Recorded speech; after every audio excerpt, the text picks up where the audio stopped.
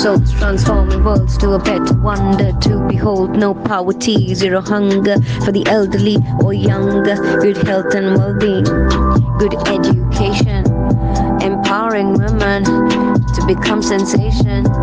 Clean water, sanitation is a right of every nation. Economic growth inclusive and sustained through industry innovation and purely dedication.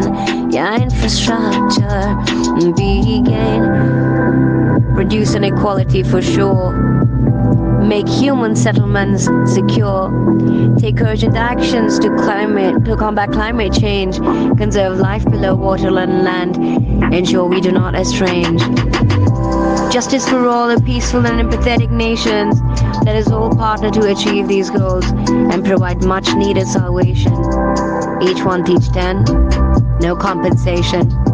Each one teach 10, no compensation.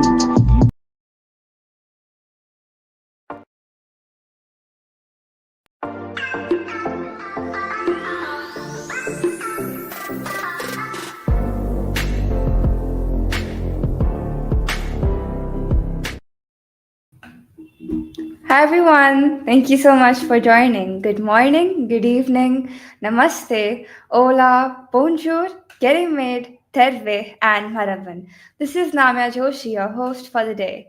Welcome to episode 98 of the podcast Each One Teach 10, an amazing world of STEM, an inspiring venture where we'll be discussing that STEM is part of every day for every kid. We all will learn together how to build a STEM culture. Well, for today, my guest for episode 99 is Mr. Jouni Hynynen, who is a Team Finland Growth and Internationalization Coordinator working to bridge Finnish businesses with international opportunities. Based in Central Finland, he plays a key role in bringing together various public services aimed at fostering the company growth and supporting internationalization. His role involves collaboration with local municipalities, regional development agencies, and national organizations like Business Finland and ELY centers. Minulla on uhdoton kunnia saada sinut tänne tänne podcastisani. Mitä kuuluu? Kiitos, Namia. Thank you very much. It's so nice to be your guest in this podcast. Thank you for asking. Thank you so much. And for the guest for the audience listening to us, I just add that it's my absolute honor to have you on my podcast today. How are you doing today in Finnish? And it's a lovely language which you all, go ahead and learn it as well. You'll enjoy it because I've been enjoying it for the past 1 year as well. And again, I'm very happy to have you on my podcast as well, Mr. Jouni. So, how's the weather in Finland? We were talking about it before the podcast. If you could tell us about that. In this November time, we should have some snow already and freezing cold, but during this climate change period, it's weird. We have +5 at the moment, but it's very warm to us now. Yep. I think 5 degrees for people like in North India would be very chilly. We'll be wearing sweaters. But if you're experiencing 20 degrees in Finland, which is like right now in India, it'll be pretty warm because I've seen people, walking in half-sleeve t-shirts in 20 degrees in Finland, whereas the temperature may go to like -30s, and that's very, very cold. And it's a whitewash of snow there. Yep. Right. So before we begin, we would love to know more about you and the work that you do. Yes, I have had a very interesting working life. I have been a teacher in a technical college and in invention advisor for a public and for companies and for artists. And I've been helping entrepreneurs in IPR issues like patenting, trademarks, copyrights, and so on. So the variety of my work and tasks is huge. And during these last 5 years, I've been helping exporting about internationalization to both ways, to Finland and from Finland too. And I'm very I do like my job very much, and I really do work hard, and I'm very happy in my work. That's so great to know that you love what you do. And absolutely, that should be like the mantra of living life, that you should love what you're doing and have a passion for what you do. Absolutely. So, I'm curious to know what initially drew you to the intersection of inventions, innovations, and intellectual property rights. That's a very interesting question. When you look back your life, when you were a child, what did you think at that time? I was very innovative person as a child. I read a lot of books, interesting stories. I had imagination, bringing up all new ideas. But when I entered school, I remember how my thinking tended to change. And it was only after my university studies in nuclear physics, I entered a course about product development. And there I learned about inventing and patenting your innovations. And later on, I studied them more and more. And in the technical college, I had a chance to put it in practice. And it was kind of accident, by chance. You just pop in a course and learn about new things. And when you learn something, you feel inside that this is very important for me, and I want to know more and more and more. And that drives me um, forward, even today. Absolutely, like you rightly said, that you've had a passion for doing what you love to do. And you talked about, like, as a child, you were focusing upon, reading new books, and you believed in passion for inventions and innovation began during your childhood. And absolutely, I think when you read a lot of books, you gain a lot of ideas, and that sparks your curiosity. And it evolved over time during your studies. And of course, being in nuclear science or product development, you realize the importance of protecting ideas, intellectual property, and it became a great driving force for your career. And that, again, like you said, it happened by chance, and you felt it was important, and it drove you to keep on continuing and to keep on working hard for it. Right. So I have another question for you. How would you explain IPR to a young entrepreneur through a creative or artistic lens? And what advice would you give to young innovators on protecting their creative rights when they bring their ideas to the market? Because we are seeing a lot of young entrepreneurs getting their ideas, but they need to know this key factor as well. So if you could tell us about that. um, Maybe you see my globe behind me. Yep. It reminds me that we have this common planet. We live in the same planet, and we share the same problems and challenges in this world. And the driving force for companies today is to make the world better in many ways, technologically or scientifically, and so on. And how do we know about what the other people has invented already? What's like the level of technology at the moment? And then we have the IPR. It's very good innovation made a few hundred years ago, that we give like exclusive rights to those who invent something or create something. And to pay for that is to you tell your ideas to others, and the ideas are now in databases. Like, for example, I use daily SpaceNet patent database.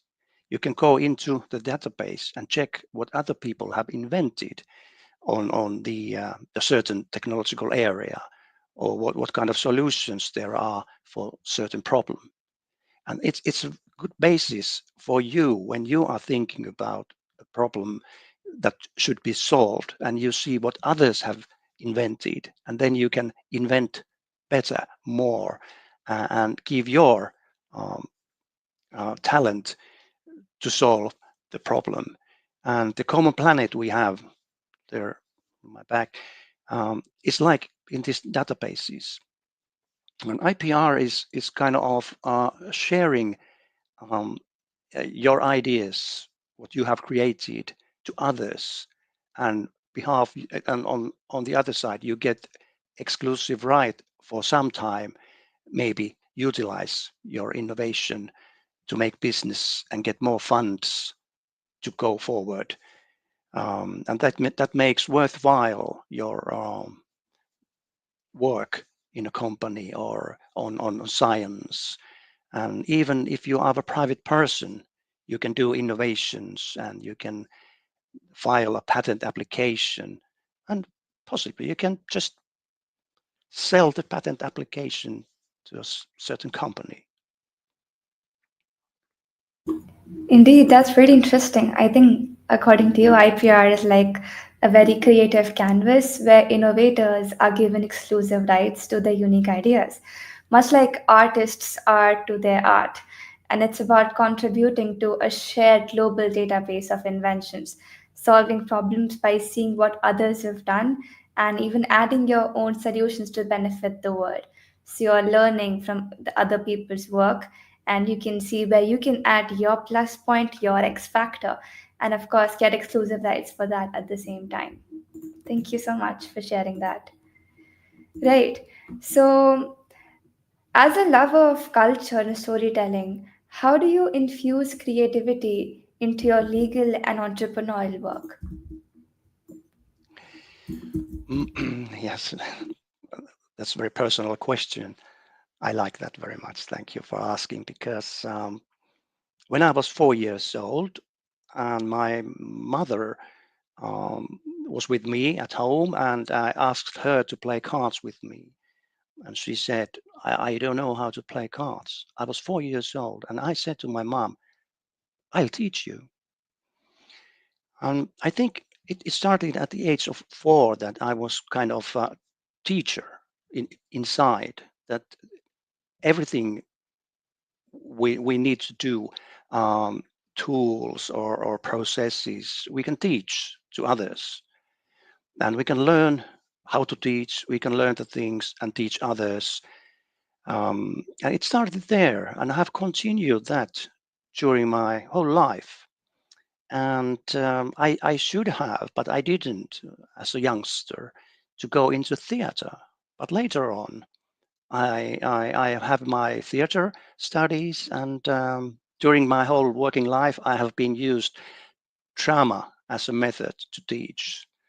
And it has been a very powerful tool, because in a way you use drama, you can put yourself in a position of student. You can be with them, and together you learn something without just telling someone what you should learn. And drama is one thing, and then inventing is another, because when there's legal issues, they are not just by chance. They are like end of some thinking process, and you can do the thinking process by yourself. And I put in my creative work, I put people in a position that you should understand something, and it's kind of a path you lead lead people to go, and then you can just add some legal points, and then they'll understand the whole thing without telling the whole story. Drama is my first and the basic method, and that's this kind of thing that keeps me alive all the time. Every time I'm teaching something, I'm kind of an actor at the same time. Wow, I mean, that's really, really amazing. Like you said, creativity in legal entrepreneurial work comes from a lifelong passion. Like for you, it was teaching and storytelling. And just like, you talked about putting people in a position to understand and lead through drama or innovative thinking. And it's going to simplify complex processes for them while guiding them through legal points at the same time. So it's really like, I think, intrusive that it's about making the journey engaging and accessible for everyone involved. And I really, really appreciate a lifelong passion for teaching, storytelling, and inventing. Thank you so much for sharing that. Right. So I have a fun question to ask you. Sauna tai jääkiekko. What would you choose? Sauna. Sauna, of course. Yes, sauna.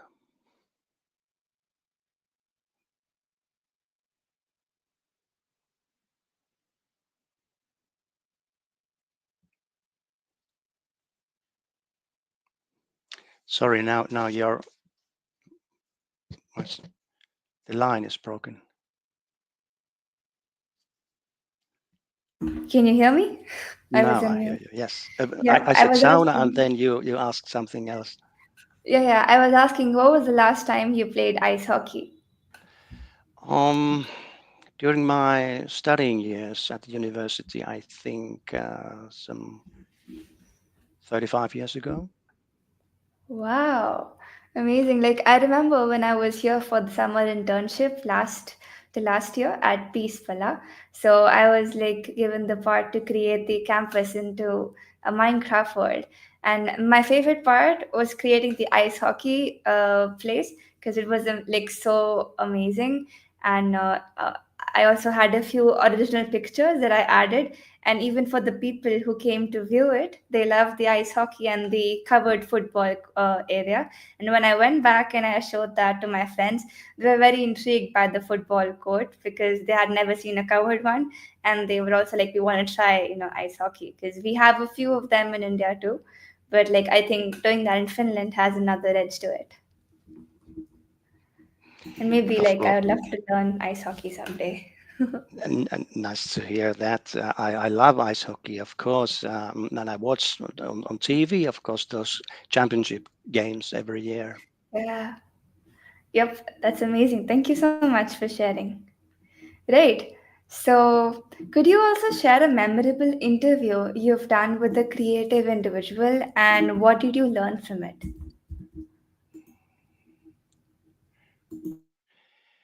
Um, there is an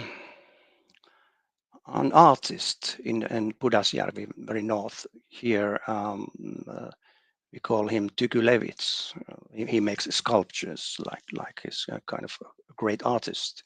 And he used to be a teacher also to kids. He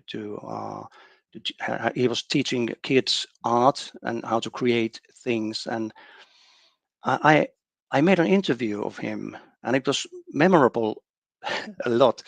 Of course, what he said is very valuable.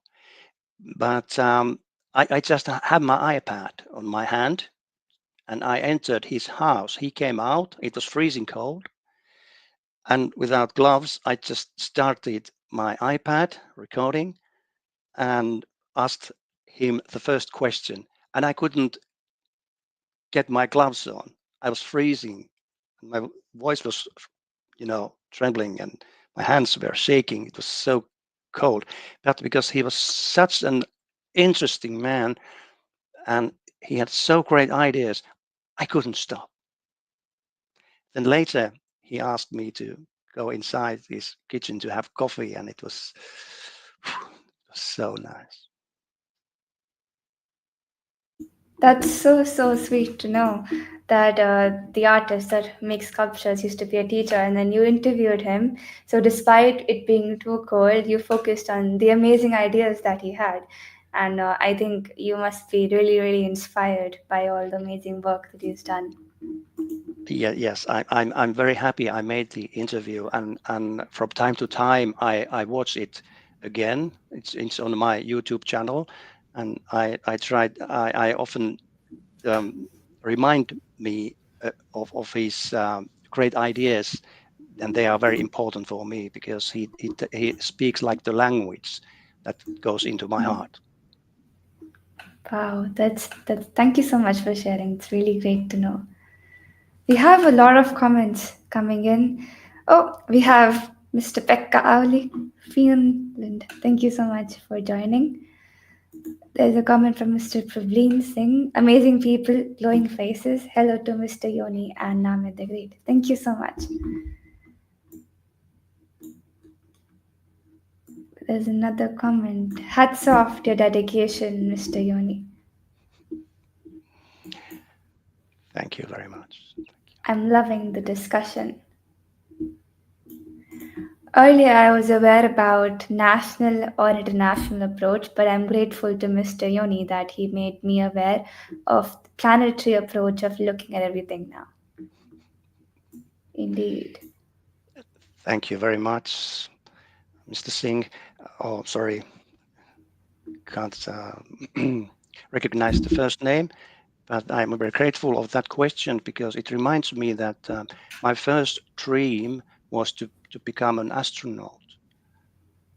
I was some 3 or 4 years old, and I dreamt about to be an astronaut and then astronomer. But later on, I became a physicist, and that's quite close to that.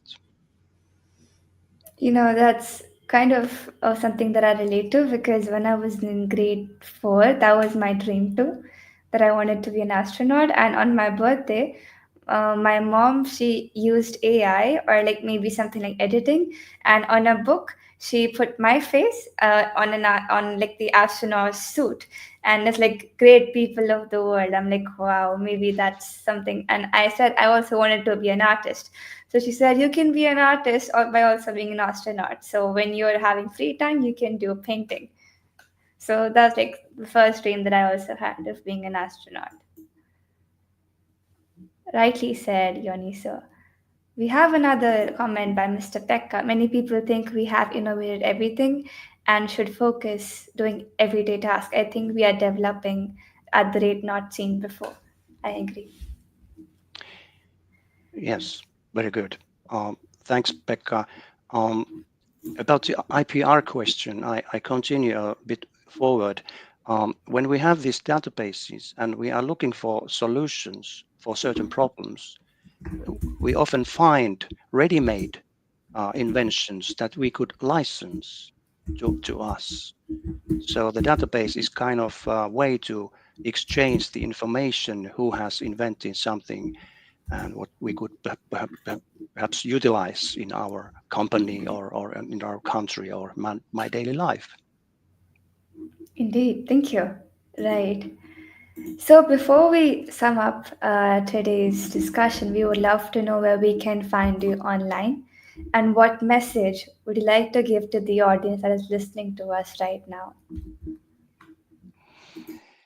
Um, um, I was very busy in my job, my working life, as you can imagine, and then I was there was visitors at my home, and there was one of them was 10-year-old boy, and he asked me, Jouni, do you have your own YouTube channel?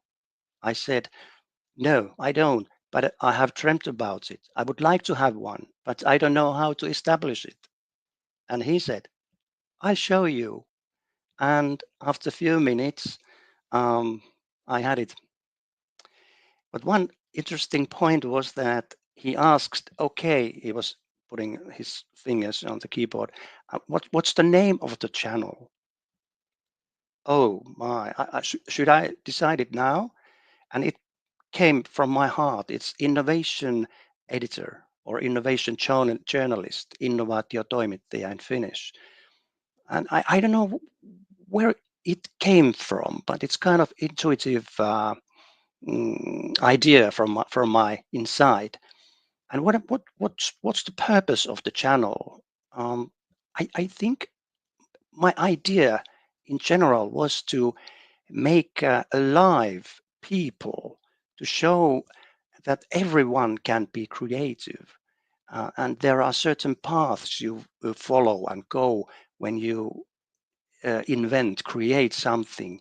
And by showing others how some certain people have done their work or their career, you should learn it and do the same. And you can do the same, and you get the ideas, ready ideas from others, and encouragement for others. I think that's what I wanted to do, encourage others to find their own way, their own life, their own career, their own ideas to put through. That's what I want to do. Indeed, and listening to you today makes me, understand that how today's discussion emphasized on creativity, empathy, and innovative thinking, and how they can drive meaningful change, whether in education, entrepreneurship, or even legal frameworks. By putting people in right position to understand and lead, and by giving them the path or leading them towards the right path, we can unlock the potential and growth for transformation in this globe where we are all connected. That's nice. May I share one point or occasion from my teaching career? Yes, of course. Please go ahead. Thank you. Um, I was very creative in my work as a teacher, and one day a group of students came to me and they said, "We are not very happy about physics. We don't really want to study it." And I tried to convince them.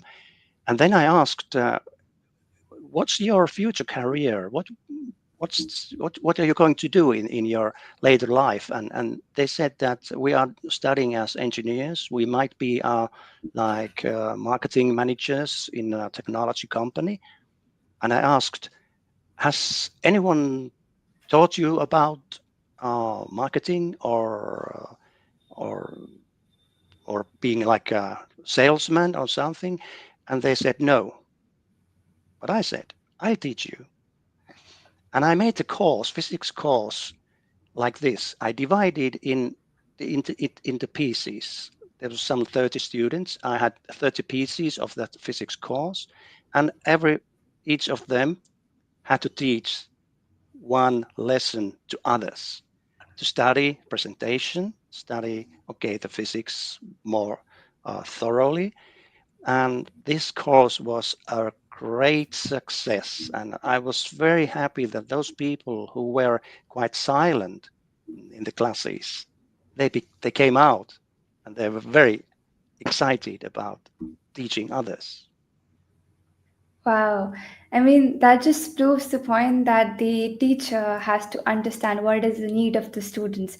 And if they're not able to, understand something in the classroom, or if they're not getting interested, then we'll have to find more engaging ways so that they are able to, relate to that, and they can see themselves making a career out of it, and they see how it can benefit them in the future. And of course, they're enjoying it at the same time. So, learning and enjoyment, of course, go hand in hand while we study in the classroom. Thank you so much for sharing that. Right. So, it was an absolute honor to have you here on my podcast today, Mr. Jouni. Thank you so much for giving your time, and we loved listening to your thoughts. Thank you very much, Namia. It's a great privilege and pleasure to be your guest. Thank you. Thank you. Thank you so much. And thank you, everyone, for joining and listening to this episode. I'll see you in the next one. Till then, each one, teach 10. Have a nice day.